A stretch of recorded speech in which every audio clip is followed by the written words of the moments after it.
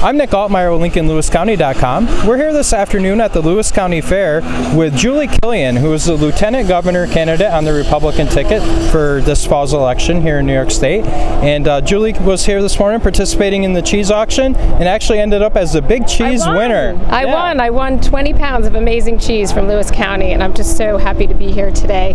So it was Julie, the Republican team, and Mark's Farms. Yes, we all worked together and pulled together with a bit of $6,200. $6,200 raised for some amazing programs. Youth agriculture programs, and it's so great to be teaching the next generation about the importance of agriculture in New York, and certainly right here, dairy farming and others. And I know there's maple syrup growers here too, which we don't hear about quite as much. I love maple syrup and I love cheese, so couldn't be happier to be here today, supporting these programs and meeting all the amazing people of Lewis County. So you're on the ticket this year with Mark Molinaro, who is going to be the Republican governor candidate. Yes. And you guys have been traveling around the state, meeting people, kind of talking about some of the issues that are important. So we just wanted to bring up a couple of the issues that are important here in Lewis County. Obviously, we're a huge agriculture community, so there's a lot going on with dairy and the prices of dairy, and also tourism and recreation. We have a lot of recreational trails, one of the biggest ATV trail systems in the state, and there are some issues with being able to register side-by-sides and things like that. So what are your opinions on some of the issues like that that are important to our residents here in Lewis County? Well, Mark and I are committed to making a New York government that works for the people. And that means going around the state, listening to what the problems are.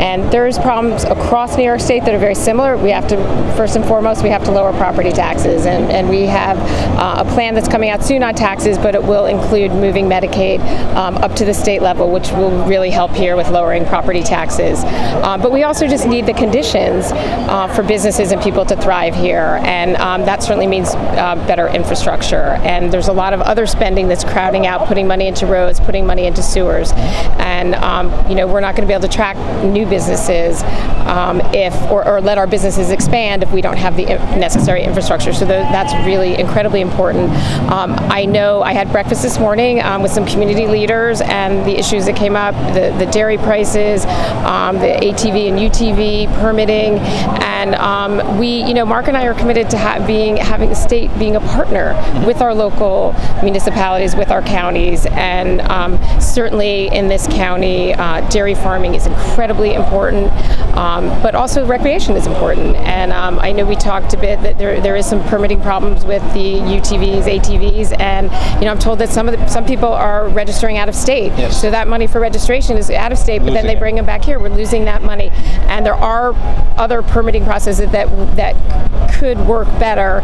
So we're fully committed to working with the county on that and being a partner at the state level. That's what's really important. We now have a government and a governor that kowtows to the special interests and the people that give them campaign contributions, and the economic development programs are so failed. There's not only corruption in them, but they also are just incompetent. They don't work, and we're really committed to working with our local development people, IDAs, and with the people in the community to have some programs that really work and help people grow their businesses. And I think the other important component here is I think the employment has been coming back, but what we really need to do is make sure we're educating our kids for the jobs that are here and the jobs of the 21st century. And that, to me, vocational training is incredibly important, working with our BOCES, working with our local community colleges, and training the kids for having the skills that they will be able to get the jobs. And when you have the workforce, you have a skilled workforce,